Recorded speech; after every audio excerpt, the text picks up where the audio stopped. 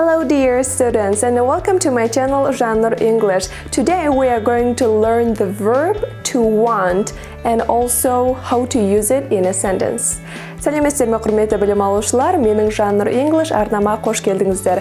Бүгінгі сабақта біз to want қалаймын сөзінің сөйлемде қолданылуын үйренетін боламыз. Сонымен бірінші сөйлеміміз I want to be a doctor. Менің дәрігер болғым келеді. I want. Мен want қалаймын. I want мен қалаймын. To be болу a doctor дәрігер. I want to be a doctor. Менің дәрігер болғым келеді. Бұл жердегі want етістігін біз жеке аударған кезде қалаймын деп аударамыз, бірақ енді біз сөйлемдерді мағынасына қарай аударатын болғандықтан кейбір сөйлемдерде келеді деп аударамыз. Тағы да бір мысал келтірейік. I want to introduce you to my friend. Мен сені досыммен таныстырғым келеді. I want, біз оны білеміз, мен қалаймын, to introduce, таныстыру. You, сені, to my friend, досыма. I want to introduce you to my friend. Мен сені досыммен таныстырғым келеді. Бұл жерде to my friend дегенді біз тура аударғанда досыма деп аударамыз, ал енді сөйлемде біз мағынасымен аударатын болғандықтан досыммен деп аударамыз. Енді I want you to сөз тіркесін үйренейік. I want you to сөз тіркесін аударатын болсақ, сенен қаларым немесе сенің мынаны істегеніңді қалаймын. Ал енді мысал келтірейік. I want you to finish this work by tomorrow. Мына жұмысты ертеңге дейін бітіргеніңді қалаймын. I want you to finish. Сенің бітіргеніңді қалаймын.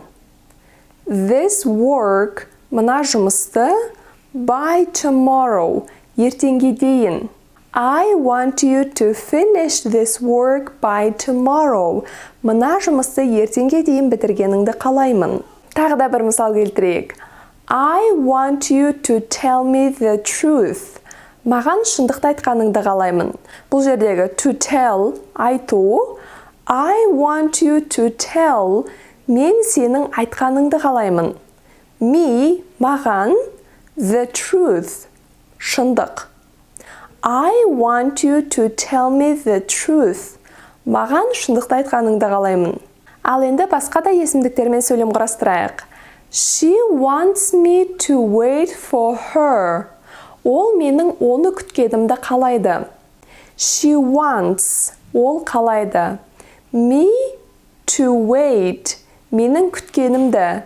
For her, оны. She wants me to wait for her. Ол менің оны күткенімді қалайды. They want Michael to meet them at 7. Олар Майклдың оларды сағат 7-де күтіп алғанын қалайды. They want, олар қалайды. Michael to meet, Майклдың күтіп алғанын. Them, оларды, at 7, сағат 7-де. They want Michael to meet them at 7. Олар Майклдың оларды сағат 7-де күтіп алғанын қалайды. Енді болымсыз сөйлемді құрастыруды үйренейік. Болымсыз сөйлемді құрастыру үшін біз I есімдігін қолданған кезде want етістігінің алдына don't-ды қоямыз. Мысалы, I don't want to talk to her again. Мен онымен енді сөйлескім келмейді.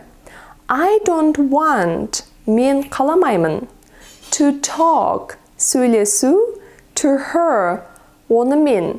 Again, қайтадан. Again сөзін жекелей алып аударатын болсақ, онда біз қайтадан деп аударамыз, бірақ біз сөйлемдерді мағынасы бойынша аударатындықтан осы сөйлемнің ішінде again сөзін біз енді деп аударамыз.